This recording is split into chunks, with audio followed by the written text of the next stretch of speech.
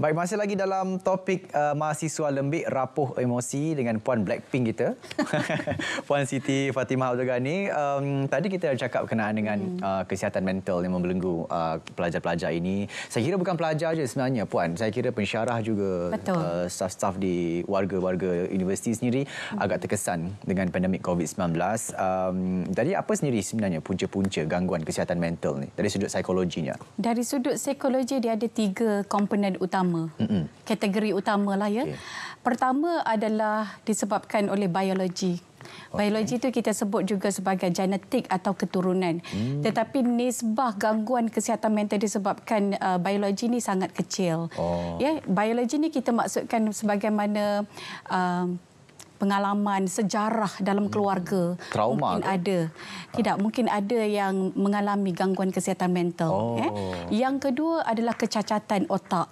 Ya, dan juga gangguan ketika prenatal, ya, masa kecil tu mungkin ada hentakan dan sebagainya kan. Dan juga dari segi ketagihan yang menyebabkan adanya penyebab disebabkan oleh genetik ataupun biologi. Yang kedua, kategori kedua adalah disebut sebagai psikologi. Psikologi ni contoh berlakunya tragedi yang tidak boleh diterima, yang secara mengejut. Yang trauma tadi. Yes, yang trauma tadi. Jadi yang menyebabkan mereka ini tidak dapat menerimanya.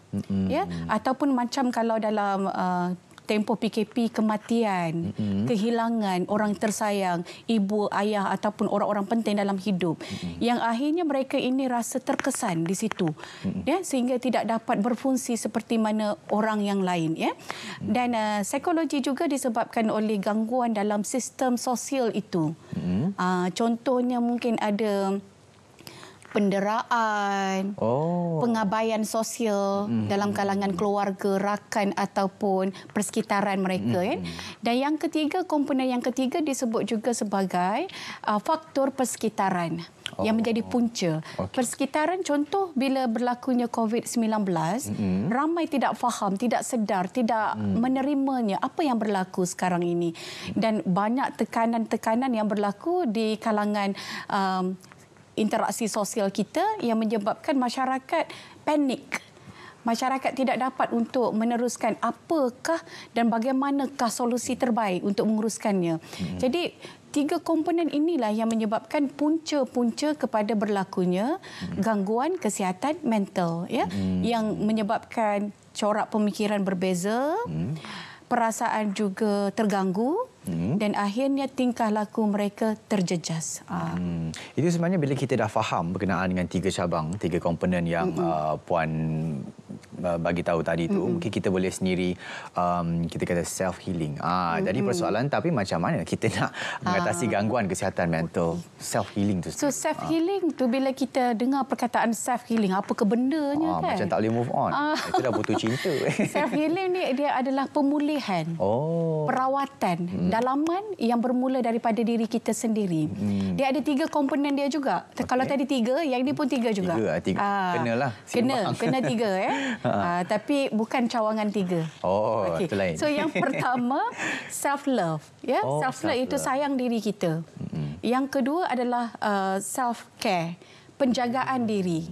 Dan yang ketiga adalah self respect. Bila kita memperakui tentang diri kita, keperluan kita, kehendak kita diseimbangkan dengan keperluan, maka dia akan jadi satu fahaman tentang self respect, itu menghormati diri kita, menghormati apa yang ada untuk diri kita, menghormati apa peranan kita, menghormati tanggungjawab kita, yang akhirnya akan ada penjagaan diri itu, yang kita sebut sebagai pengurusan masa, pengurusan emosi, pengurusan fikiran dan juga pengurusan tindak tanduk yang kita ambil. Jadi itu yang disebutkan sebagai self healing. Bila kita sayang diri kita, kita tak akan buat sesuatu yang memudaratkan. Betul. Kalau tak pergi kuliah tu memudaratkan tak? Mungkin. Kena jawab dengan jujur lah. Saya kena jawab dengan jujur lah. Saya pun. Jadi kalau tak pergi kuliah, melewat-lewatkan tugasan yang diberikan, buat kerja last minute, ya. Jadi perkara ini akan memberi kemudaratan, akan mengganggu penjagaan masa kita sebagai mahasiswa, contoh kan. Jadi dia memberi tekanan sekiranya kita tak sempat nak menyiapkan tugasan dalam tempoh masa yang ditetapkan.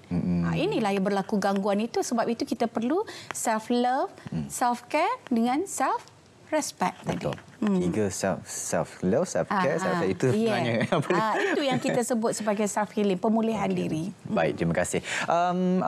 Puan, kalau kita tahu tadi kita sebelum kita berehat kita ada bercakap berkenaan dengan kesihatan mental pelajar ni sebenarnya topik ni mahasiswa lembik rapuh emosi, sebenarnya mereka ni terbeban dengan emosi. Nak jaga sekarang ni dengan inflasi meningkat. Jadi terpaksa buat kerja part time, dah ada masalah belajar, masalah kerja part time dan juga mungkin ada masalah keluarga. Nak tambah lagi masalah cinta. Ini satu ni. Putus cinta di tengah jalan. Cinta. Tak faham saling sendiri. Tapi itu antara masalah-masalah yang kita fahamlah zaman mahasiswa, zaman universiti memang mereka akan lalui masalah-masalah tersebut. Jadi apa antara tips untuk merawat perkara macam ni dan juga apa antara kaedah untuk yang perlu diberikan kepada mahasiswa itu sendiri, Puan? Okey. Cara kita nak merubah diri, pertama sekali adalah menerusi kasih sayang. Kasih sayang. Ya. Sebab kasih sayang itu dia termasuk dalam salah satu hormon bahagia dalam otak kita. Ya. Dan salah satu hormon bahagia itu perlunya ada kasih dan sayang. Jadi yang pertama sekali perlu kita peduli diri, cakna emosi kita. Jadi peduli diri ni perlu faham apa yang boleh, apa yang tak boleh. Itu pertama, asas dia.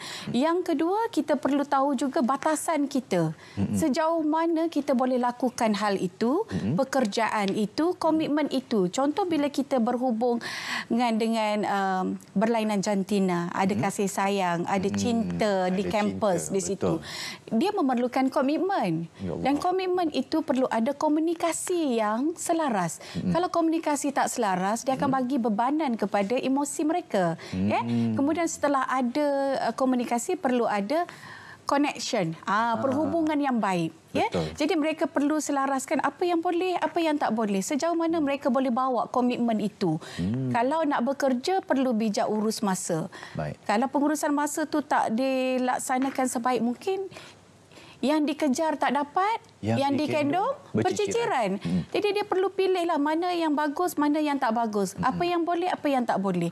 Setkan priority, maksudnya tetapkan keutamaan. Dia nak apa sebenarnya?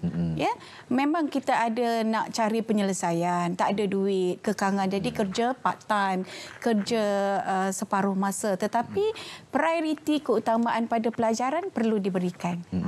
Jangan lupa yang itu. Saya dengar suara Puan ni ingat mak saya. Jangan bercinta, dik. Zaman belajar cakap macam tu. Itu nanti saya balik rumah saya. Dia kata lupa. jangan bercinta. Tapi kena bercinta juga, tapi ada batasan dia. Ada batasan. Yes. Kadang ada pemangkin. Pemangkin tu ke arah rajin belajar ataupun rajin ke panggung wayang. Itu yang lain. Seimbang. Tapi Puan, kita ada mungkin di penghujung slot ni kita nak berikan sikit apa antara nasihat yang boleh kita berikan di penonton luar sana, mungkin kepada pelajar dan juga kepada pensyarah yang sedang menonton Insight PT malam ini. Okey, kepada mereka yang menonton program kita pada hari ini, yang pertama adalah kita perlu biasakan yang betul, betulkan yang biasa. Kadang yang kita selalu lakukan tu, biasa lakukan tu, benda tu tak betul, benda tu salah. Biasa jadi maksudnya? perlu dibetulkan, perlu dicari apa yang baik, apa yang tak baiknya, dan apakah limitasi kita, apa yang kita nak. Selagi kita faham peranan kita, selagi kita faham tanggungjawab kita, amanah kita, insya-Allah kita tak perlu risau, ya. Apa sahaja bebanan yang ada, kita mampu tanganinya sebaik mungkin. Sama ada pensyarahkah, pelajarkah, orang biasakah, ya. Kita semua berhadapan dengan ujian kerana itu adalah bahagian masing-masing, kan. Tapi dia bergantung kepada cara kita lah untuk menyelaraskannya. Alhamdulillah, insya-Allah saya rasa terjawab persoalan mahasiswa lembik rapuh emosi. Ada tanda soal kat situ. Jadi mungkin ini perkara-perkara yang boleh kita cerahkan kepada mereka luar sana. Mungkin bila dengar slot kita malam ni, mereka tahu apa yang perlu mereka buat, apa gangguan kesihatan mental mereka di tahap yang mana, dan juga self-care, self-love, self-respect yang perlu kita ada untuk buat self-healing. Tapi tambahan ada sikit lagi. Ada sikit lagi. usah buat perbandingan itu, diagnosis dengan diri sendiri saja. Perlu dapatkan rawatan daripada pakar. Ya, sama ada secara bersemuka ataupun secara dalam talian. Kalau ada simptom-simptom, perlu dapatkan rawatan. InsyaAllah. Kita akan bersama dengan Puan lagi insyaAllah di lain slot untuk kita bercakap dengan psikologi mahasiswa mungkin. Tapi kita nak cakap terima kasih juga kepada Puan Siti Fatimah Abdul Ghani, Pegawai Psikologi Kanan Bahagian Perkhidmatan Sumber Manusia Universiti Putra Malaysia UPM kerana sudi bersama kita pada malam ini. InsyaAllah kita akan terus bersiaran Puan setiap hari Jumaat Lensa IPT jam 9 malam di TV1 dan di saluran berita RTM dan juga ulangannya jam 4.05 petang di hari yang sama di saluran berita RTM.